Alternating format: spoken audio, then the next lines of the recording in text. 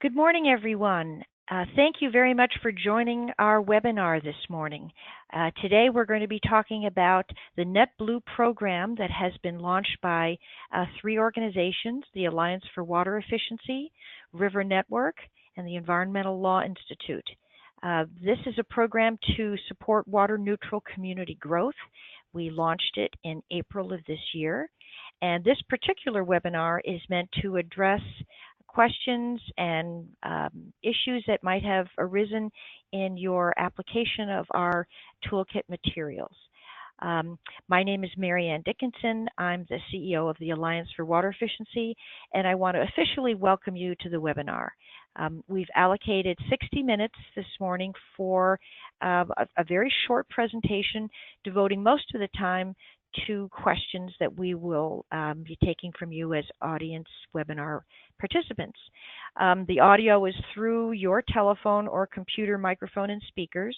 If you have a microphone, we can actually unmute you and have you participate directly when it's time to ask a question. All you'll need to do is type the question in the chat box. The way you find the chat box is you look for the orange rectangle with a white arrow in it, and you click on that white arrow in the upper right hand corner of your screen, and it'll open up a dialog box for GoToWebinar, and there will be an area there for you to type in your questions. If you have a microphone, you don't have to type in the question. You can actually ask it, but we'll need to know who you are so we can unmute you. So just type in the chat box, "I have a question." What we're planning to do is mute the telephone line while I race through a few slides that describe the project. We're recording this webinar so you can listen to it later. We did that in June when we launched the NetBlue program with a very descriptive webinar that described how all the pieces fit together. I'm just going to talk a little bit about what they all are. If you would like more information about the toolkit, I give you a link at the end of the webinar where you can go and see the full presentation that we gave in June. But we wanted to, in this particular webinar, give those of you who might have already received the toolkit and have questions an opportunity to ask us not only about the tools themselves, but the whole concept of water neutral development and how an ordinance like this might be implemented. So that's the purpose of this webinar today. So in addition to myself, we have three speakers who will talk with you today. Adam Schemp, a lawyer with the Environmental Law Institute, wrote the ordinance pieces of the project and will be answering those questions. Bill Christensen, formerly of the Alliance for Water Efficiency and now with Water Forever, worked on the methodology pieces of the toolkit, and he will be helping field those questions. And Catherine Baer of River Network will also be available to talk about the outreach components of the project and how we're rolling out the project in communities around the country. So just a few minutes about what the project is. We decided to come up with the idea of a national template ordinance for planning and zoning commissions in communities to adopt that would ask that development be water neutral. We decided to call the project NetBlue rather than Net Zero because we didn't want to imply that these projects would be off-grid. We wanted them to connect to water and sewer where those services were available. We just wanted the impact on those services to be neutral. So we launched a 3-year project to create a model national ordinance that can be tailored to do just that. We did a bit of research to look at where it had been implemented around the country, and engaged partners, Environmental Law Institute and River Network, to help us with this. We received funding from a number of funders. You can see listed there: the Sherman Foundation, the Paul Johansson Foundation, Metropolitan Water District of Southern California, and most recently a very small grant from the Kohler Foundation. And we started working with 7 partner cities to pilot this approach. These are cities that had not done water neutral or offset ordinances so far, but are in areas where water supply or water and wastewater capacity are an issue. So here are the communities that volunteered to work with us during the course of the project. Starting from west to east, you'll see we have San Francisco, California, we have Bozeman, Montana, Albuquerque, New Mexico, Austin, Texas, Madison, Wisconsin, Cobb County, Georgia, and Acton, Massachusetts. And these communities were chosen because of their geographic diversity as well as their resource diversity and why they were looking at water neutrality. So in the course of the project, we came up with various pieces of what we call our NetBlue Toolkit. We have a model ordinance worksheet, which any community can go through, make choices about how they want to design their ordinance. There's lots of flexibility that's designed in there, which Adam can talk about later. Then we developed a user guide to explain that model ordinance, and we came up with 3 different examples of how the ordinance could be applied. To determine how the offset would work, we came up with a fairly detailed methodology workbook and a user guide to explain that workbook. And the workbook looks at not only on-site conservation options for projects that are proposed, but how off-site credits could be calculated using this methodology from not only water conservation, but from rainwater harvesting and stormwater. And we developed 3 methodology offset examples to match the ordinance examples under number 3. So all of that's part of the toolkit, including, lastly, outreach materials to help your community answer questions related to how this ordinance might work and what the benefits would be to the community. So the ordinance itself is fairly detailed. The Environmental Law Institute did all the work in creating the ordinance, and they relied on a number of communities who had already done some offset experience. I understand we have Sokol Creek on the phone, the webinar today with us, and we did use your material very extensively. We greatly appreciate the experience that you provided in the research that had been done. So all of the parts of the ordinance have links to show where these sections might have come from and how they might work together. So you'll see when you get the toolkit how that fits together. In addition to the ordinance, we created a methodology workbook, which is a way for not only the applicants, but the approvers in the planning commission or at the water utility level, if they're involved, to how they should calculate the offsets, what the strategies are to select the offsets, and how to estimate the water savings from those offsets. That's all part of this workbook. And the goal, of course, is to end up with a table that says, okay, 100% of the new water use, the new potable water use of this development can be offset in the following ways by doing the following retrofits. So that's the goal of the methodology, is to make the offset calculation as straightforward as possible. So as I mentioned, we did 3 examples, and the examples of the communities and counties that we came up with were created to show how diverse the ordinance is, how it can be tailored to very specific situations, and how decisions on the extent of the offset and the applicability of the offset can be determined by the community.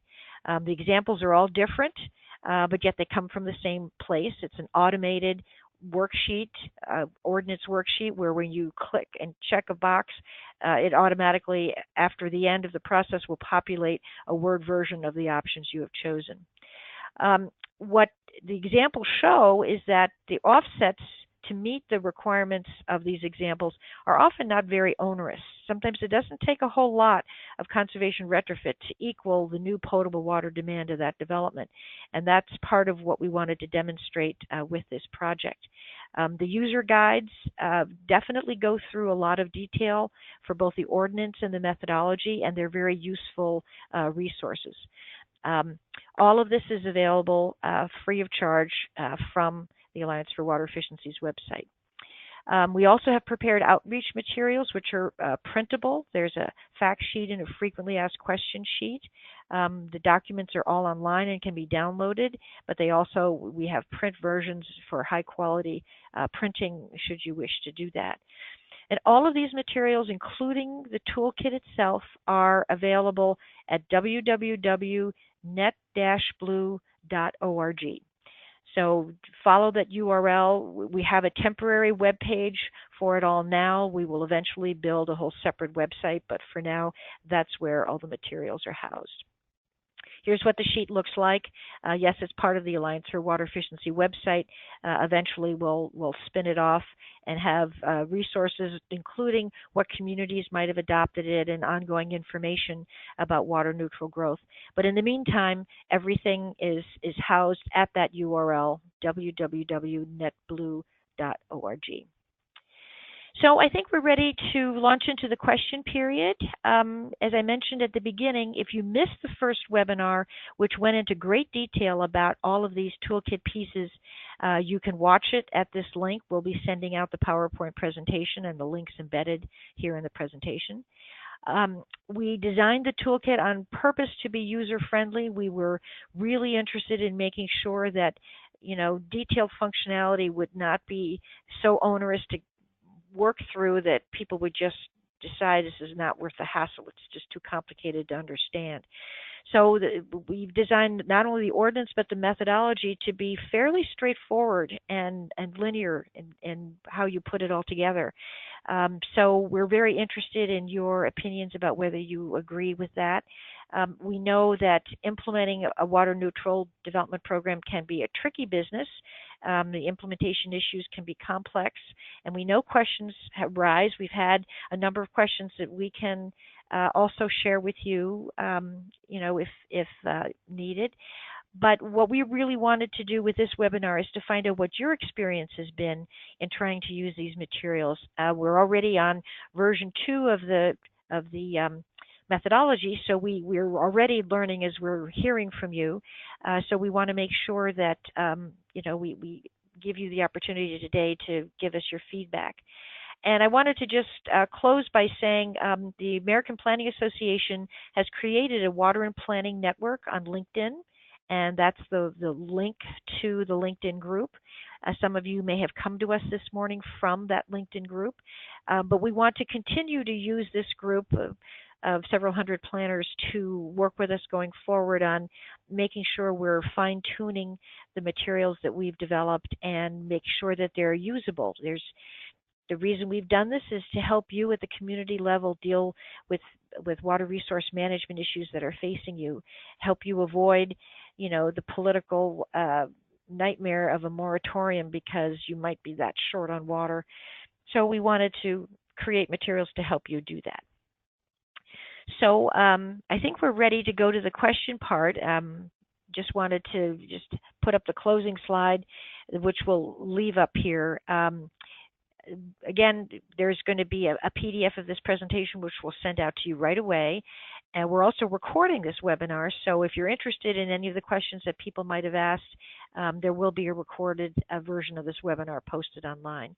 As I said, we're distributing already now version 2 of the toolkit.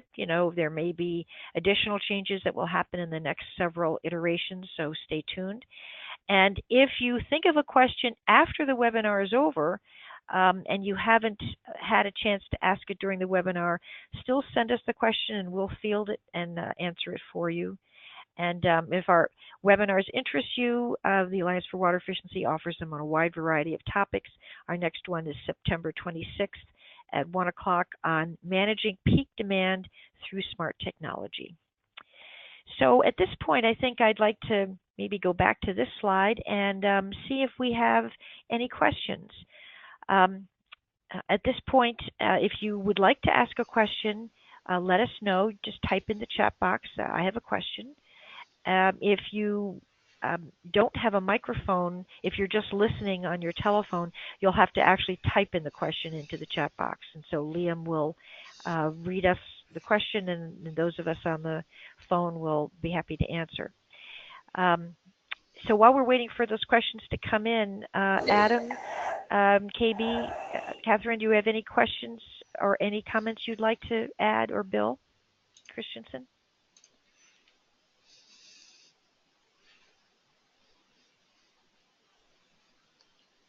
This is Adam, and I would just say I really appreciate everyone's interest in this product. Hopefully, whether now on the webinar or going forward, any questions that you have in terms of implementation or use of these tools, that we're able to do what we can to help you in moving them forward, and also trying to incorporate any feedback. So thank you. Looks like we actually have a question that just came in from Michael Jensen, so I'll go ahead and unmute him and let him go ahead and ask that if he's ready. Okay, thank you. Michael, are you there? My question was just that I thought that Albuquerque had opted out of participating after some initial talks with you all. Is that not the case? KB, you want to handle that one?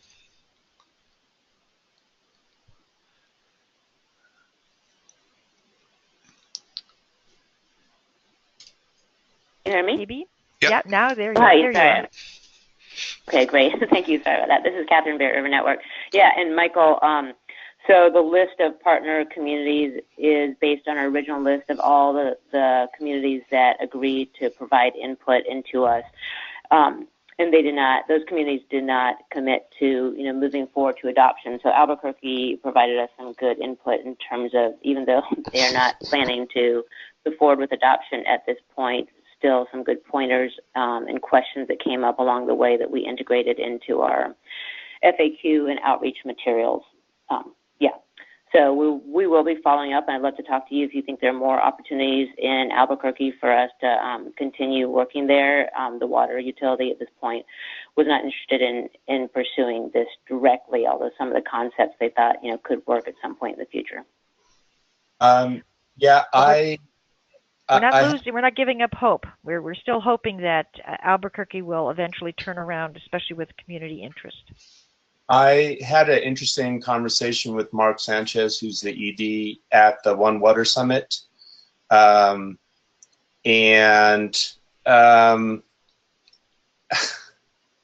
very hard to figure out, but I think there's some possibility. And I for one, am, trying to keep it alive here. So. Well, thank you. Thank you for that. We appreciate that. Sometimes it takes easing into the process, and this probably is a good segue into just discussing what happens if a community is got slightly cold feet and may want to do a pilot or just ease into the ordinance, not just adopt it right away the way some other communities have done. What are ways that we could ease a potentially nervous community into using this ordinance? And I wondered, Adam, if you would be willing to talk a little bit about that from the ordinance perspective. So, particularly for any of you who have taken a look at the worksheet, you hopefully will have noticed that there are a lot of options as to how to develop an ordinance like this. And what we try to do is to help you walk through those, identify what those decisions are, and various ways that this can be crafted for the particular circumstances that the community may be facing. In terms of ways to kind of ease into it, while we built this off of the foundation of a lot of examples that are out there in practice, we also added some new dimensions to it based upon other ordinances in other areas. And one of those dimensions is a voluntary basis, that while all of the examples that we were using to craft this actually were required offsets, our planning advisory group had recommended that for something like this to be palatable, especially at the beginning, communities may be particularly interested in an incentive-based option as opposed to required a required offset. And for that, if you look on page 6 and page 7 of the worksheet, you'll see what that might look like and different types of incentives that could be used for that purpose. But this is kind of a way to ease into a means of having an ordinance like this, try to get people comfortable with the notion of it, and whether it's some sort of certification or otherwise being able to note that your development or redevelopment has followed these guidelines, and hopefully the incentives will be sufficient to draw some people to it, regardless of what kind of public credit they may get for that purpose. It is one way of approaching this NetBlue strategy. Another thing that can be done is the percentage of offset that's required, and thinking particularly for areas that may be groundwater based or otherwise know that they have a mounting water supply issue, that it doesn't have to wait until it's a crisis mode, that you may be able to start earlier and have, instead of a 100% offset of the expected demand, you might be looking for something that's more like 70 or even 50%, so that there's at least less of an increasing demand on the supplies available to that community, and so people are kind of over time easing some of the stress that may come from that differential of supply versus demand. So if you look on page 12 of the worksheet, you'll see that the ratio options, and really just completely for the user to select what ratio they find to be most palatable given all of their circumstances, but that percentage can be over 100%, and we give some of the reasons why that may be the case. It can be well under 100%, but that is one way to try to get people a little bit more on board and not have quite as significant a burden or potentially even pushback from the community or other people in political positions as to what this ordinance could look like. It's possible to apply it to a particular subset of development. You'll see in the definitions section on page 8, the term application is what we had used to try to simplify the structure of this ordinance, as opposed to every time repeating the permit or authorization that may be creating the need for this development or for this offset. That you could be talking about just new development of a certain size or expected water demand. You could be talking just, you could include redevelopment, you could include remodels or renovations, depending on the severity of the problem that you're facing and what you're really trying to address. So there's a lot of flexibility there into what type of activities this would apply to. So I think that it's important to consider that as a means of more slowly building your way into a more complete, if you're needing that, offset requirement. And then finally, the possibility of a pilot area, a subsection of the community, if that would be politically palatable, that being able to identify a region within which whether an incentive program or a requirement is placed.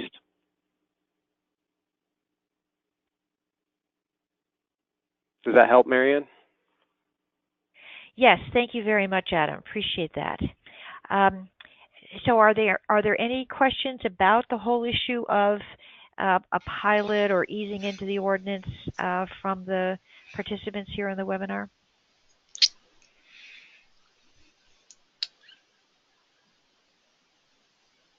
Do we have any other questions, Liam? Nope, no questions pending at the moment. Okay, well let's talk about some of the questions we have gotten that might be of interest to those on the phone. One of the questions that we have gotten is if we're concerned about water flows in the environment, in rivers and in protecting flows and watersheds, how does NetBlue actually help with that? Does the offset water go directly into the river?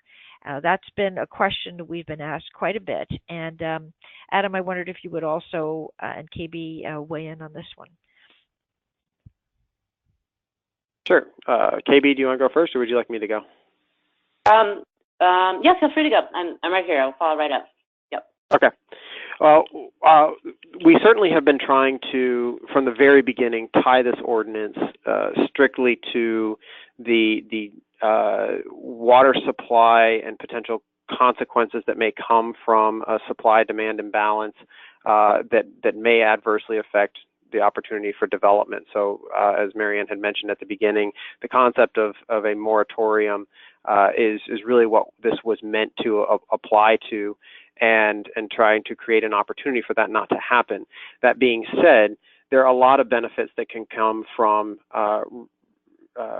trying to limit the amount of new water demand in a community, and one of those things can be, and we think this could be a very useful tool for addressing increasing diversions or potential additional drawdown from surface water or groundwater supplies.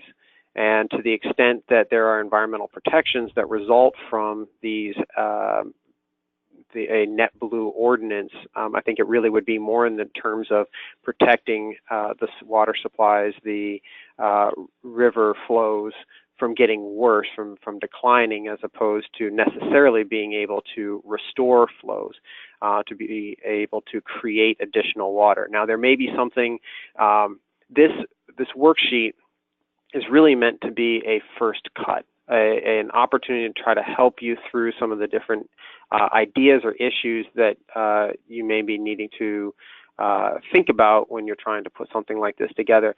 That being said, even if you took the automated version and filled out everything, it likely is not perfect for what you may need. And you, with that Word document at the end, should be able to, and feel free to, modify it however you like. There also may be portions within this worksheet that are of particular interest for you. And if you were going to take something like the incentive-based approach to this, and you're really trying to use those concepts to encourage water restoration, there may be an opportunity for your ratio, for example, to be 1.6% or 160%, and or 1.6 to 1, in that there may be some credit or other incentives that are based on the opportunity to put water back into the river. So again, not anything that we've explicitly laid out in here, because again, we were trying to keep this ordinance very connected to trying to mitigate any potential moratoria, but there are tools in here that could be useful for creating an ordinance, and ideally something that could be put towards an environmental protection or restoration effort. KB, did you want to add to that? Yeah, I mean, I think you did a great job of covering it. And I would say, I think it really depends where you are in the country, what the potential impacts are on the rivers, and based on, how water planners are going about getting new supplies. So, I sit here in the southeastern U.S., where often the first look for new water supplies is, hey, let's dam up another river and increase withdrawals, and whatever the river conservation community can do to show there are actually better, more effective ways to get at water efficiency and still allowing growth in this fast-growing region, that's going to take the pressure off and really help us make the argument that, in fact, we don't need to dam up more rivers and take more water out. So I know, from that perspective, having this tool in the toolbox to make that argument is really positive. Now, somewhere out west, there's a better opportunity to combine it with something in the water transactions world. And our PAC member, Sarah Bates from National Wildlife Federation, just wrote a nice blog about this that we can share with everyone. So I think, like Adam said, that would be more of a two-piece step to making that happen, but this would be an important first part to thinking about it and making the water efficiency part of that sort of backbone of the water management approach you use in a community. And I think it's a great way for river advocates also to be able to work with their local communities, because it's sort of a win-win opportunity. Great, thank you. Liam, you'll let me know if additional questions come in, or if people are raising their hands and want to ask a question on a live basis. Yep, will do. And still no questions right now. Just a reminder to everybody to either type in your question or just indicate in the chat box that you have a question, and I will go ahead and unmute you. So we'll be on the lookout for any more questions. So as I said, we've been getting questions as we've been on the road working on this year. And one of the questions that we seem to get on a regular basis is, who should handle the management of the offsets? And this is something, Bill, that I was hoping you and I could try to answer. Should the offset determiner of the offsets be the Planning Commission? Should it be the water utility? Should it be a combination of both? How does a developer gather the offset credits together? And all of this, of course, is a local decision as to how locally it would best be done. And in some communities, the water utility and the Planning Commission work a whole lot more closely together than perhaps they do in other communities. In those communities where the water utility may be involved in a number of other planning exercises, having them weigh in and help verify that the offsets are indeed appropriate ones could be a big help to the Planning Commission. But it is a decision that's made at the local level. The developer, of course, is going to want to know for certain who it is. Who is going to be the entity that will help verify that this offset will qualify? And the methodology is designed that the developer can go off on his own and look at it and use it and figure out, even before he buys a parcel of property, that yes, I can afford an offset of proposed development on this property. I can afford it based on the methodology here. But who actually at the community level will be implementing it? And that's a real local decision. We encourage the water utility to be involved for the very simple reason that this could be one way to help fund a water conservation program at the utility. If the utility wants to reduce demand anyway and has a program, it may be that the developer's offsets could help actually pay for some of that conservation program expenditure. If the community decides to do it through a payment program, like an offset payment for the amount of water that needs to be saved. Conversely, if the community doesn't want to do it in that way and wants the developer to actually certify that the offsets had been done, sometimes the water utility has lists of customers who need to have retrofits done, maybe multifamily office buildings that have a lot of high flow toilets. Retrofitting just one building can sometimes yield enough of an offset. So we do encourage the water utility and the Planning Commission to work closely together and to decide what's best for the community as to how that should work.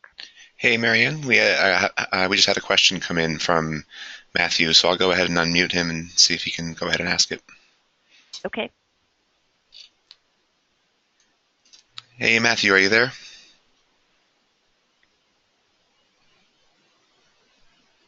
We're not hearing you at the moment. Okay, I can just go ahead and read it for him, maybe. He asks, do you have any insight into how communities with an ordinance have implemented it and what the response from the development community has been? Bill, this sounds like it's a great question for you, since you did the research report on looking at 13 communities around the country that have already started offset ordinances. And we can also talk about new ones. Yeah. So go ahead, please. Yeah.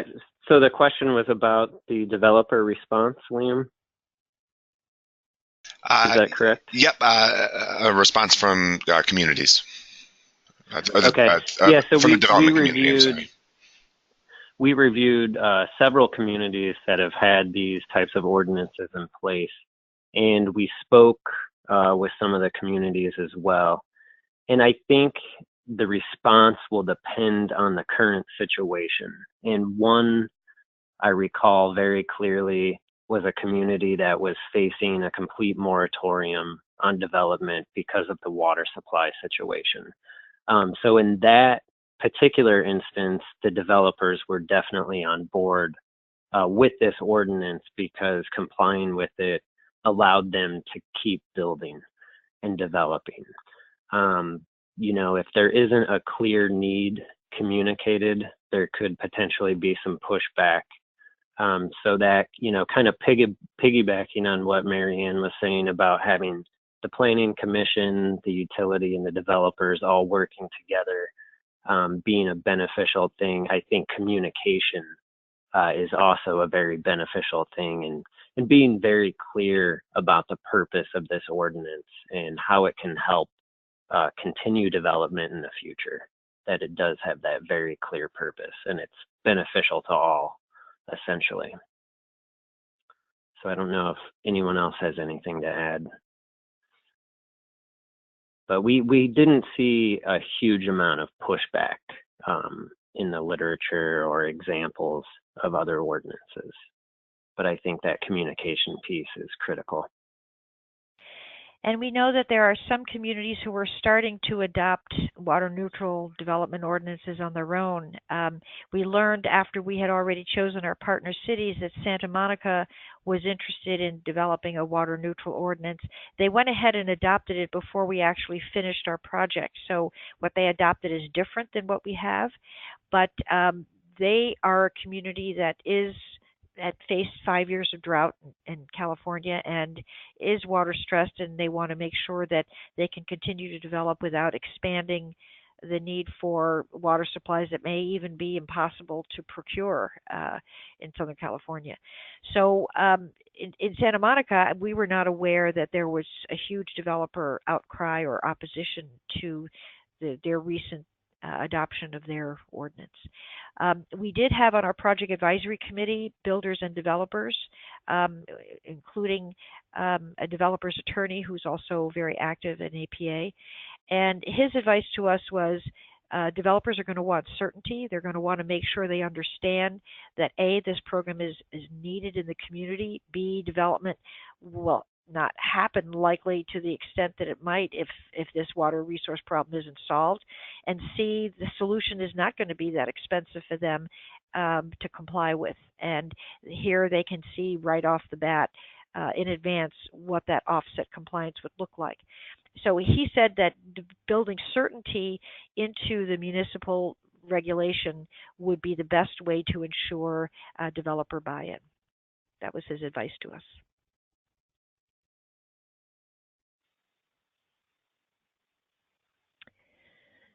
Okay, so offsets. So one of the other questions that we got in one of our partner communities was they were considering an offset, but they already had an impact fee for water supply. So their question was, how do we deal with our current impact fee? Does the impact fee have to be changed or managed differently? Is it double counting to have an impact fee for developing new supply and then an ordinance that requires water neutrality? So I wondered, Adam, if you would tackle that one and talk about the issue here. I can give it a shot.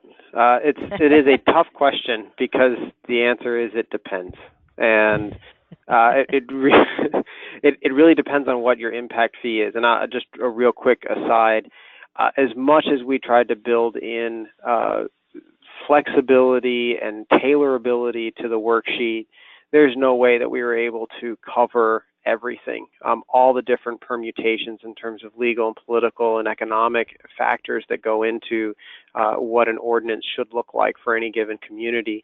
And this was one of them, certainly one of the peaks, and we get this a lot. We get this question quite a bit. And my short answer is if your impact fee is already addressing this issue of the added expense of getting new water supplies, then this is probably not a direction you're going to want to head, or you at least are going to need to be very clear in terms of the differentiating what that impact fee does versus what this NetBlue ordinance would do. If your impact fee does not cover these issues, such as what the additional cost of added water supply would be down the road, or if you happen to try to put an element of infrastructure into the ordinance, which is one of the options that we provide, then and your impact fee addresses that aspect of it, you're really going to need to just, again, be very, very clear as to how the ordinance is addressing a different cost, a different aspect of the community's needs and stresses versus what the impact fee already covers. I don't know if, Marianne, you want to add a little bit more of a human element, I guess, to that one. No, I think you've covered it. I think the issue with the impact fee is that sometimes it's a bundled impact fee where the impact fee covers a number of infrastructure expenses for the community. And so an impact fee that covers the cost of police and fire protection and schools as well as water supply, would need to be adjusted for the water supply piece if it turns out that an offset ordinance is being implemented for all new development that it applies to.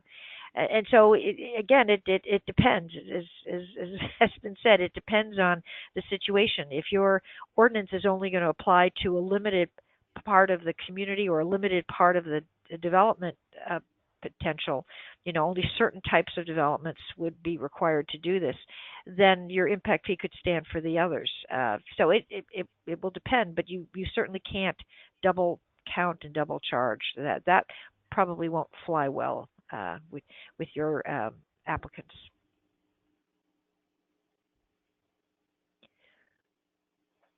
So anyone else got any questions? Have people taken a look at the materials? Are they usable? Are they understandable? Anyone on the phone got an opinion about that they want to offer?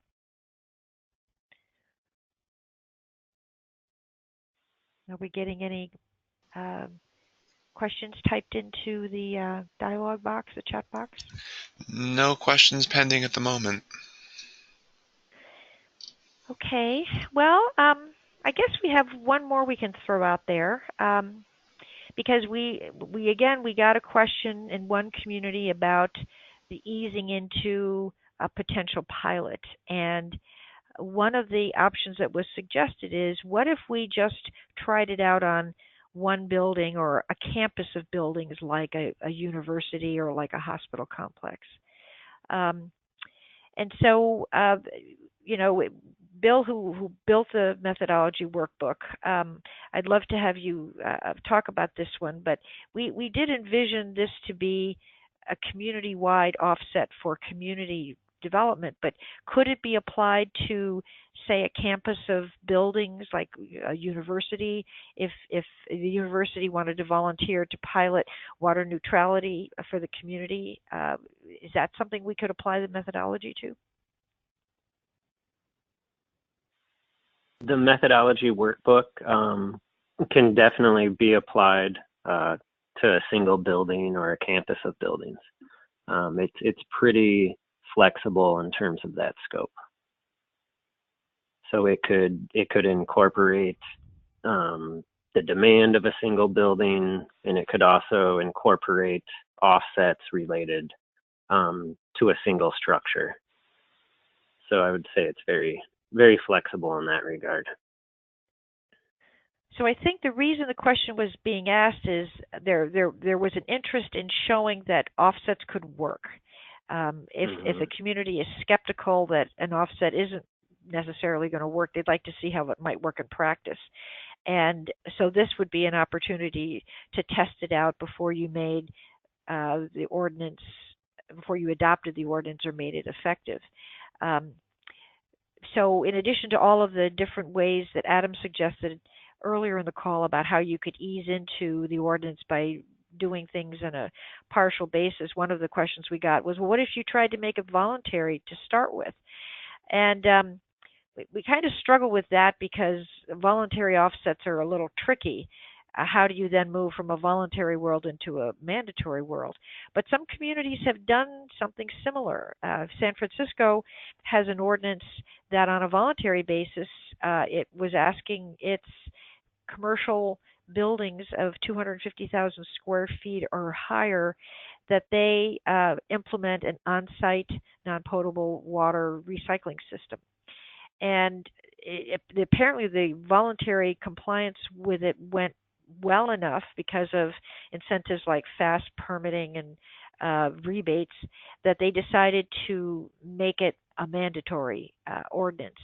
So there are examples where it has potentially been the case where a voluntary can turn into a mandatory, but that usually isn't the preferred path of adoption because it probably doesn't have a high percentage of success if you start voluntary.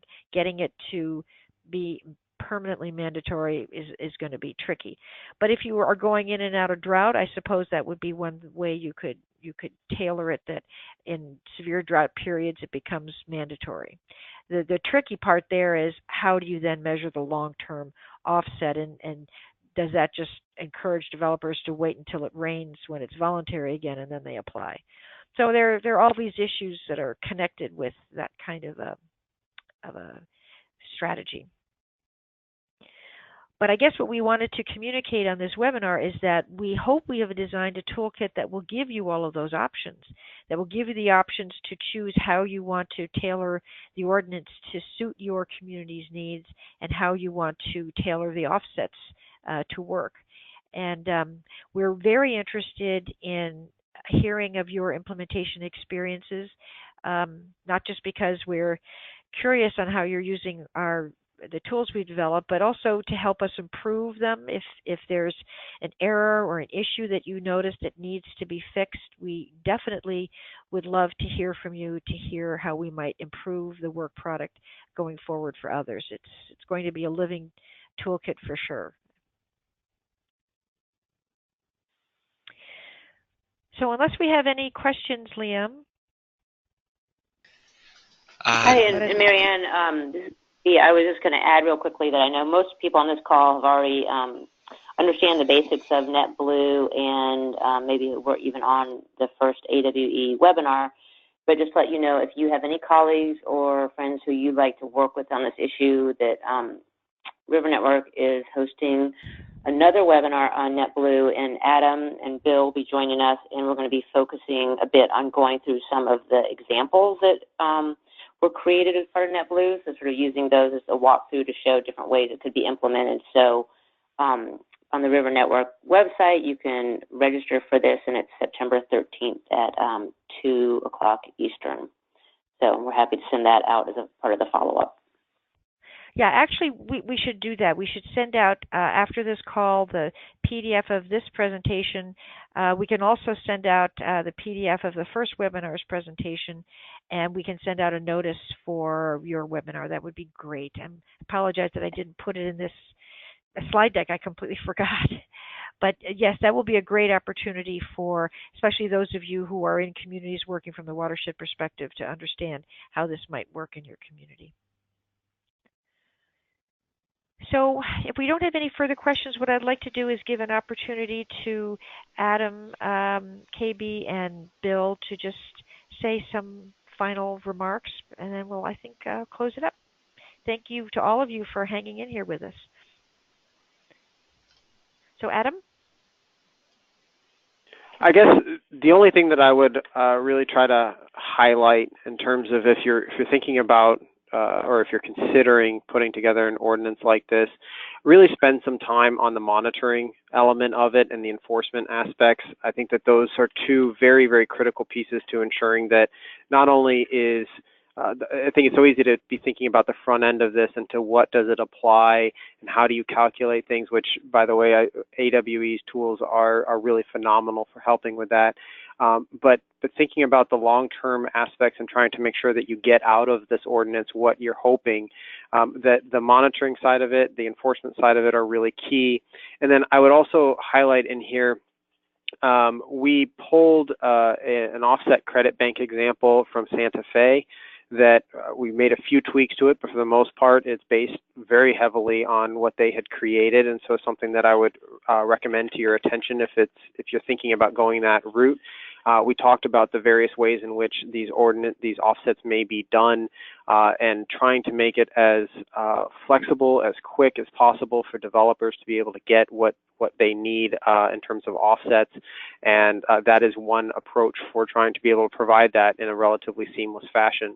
I also highlight the in lieu fee aspect. This is a potentially useful, but also potentially very controversial and means of trying to address water offsets. For any of you familiar with wetlands and banking and in lieu fee there, I'm sure you can attest to some of the challenges that come with it, but we would really want to highlight that you want to be very careful if you're approaching this via an in lieu fee for what instances you would accept an in lieu fee and how to try to make sure that there is a program in place to use that money efficiently. So again, you're getting out of this ordinance what you had hoped in terms of sustainability of supplies. But if you have any questions, please feel free to contact any of us.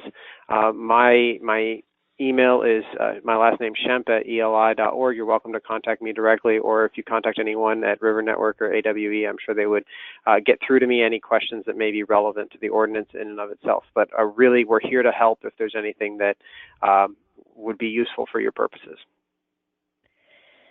Thank you, Adam. Bill?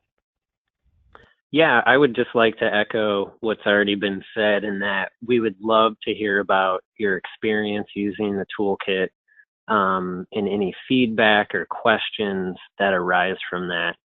And then focusing specifically on the methodology workbook, I want to remind everybody that it does include the option for custom offset strategies to be entered by the user.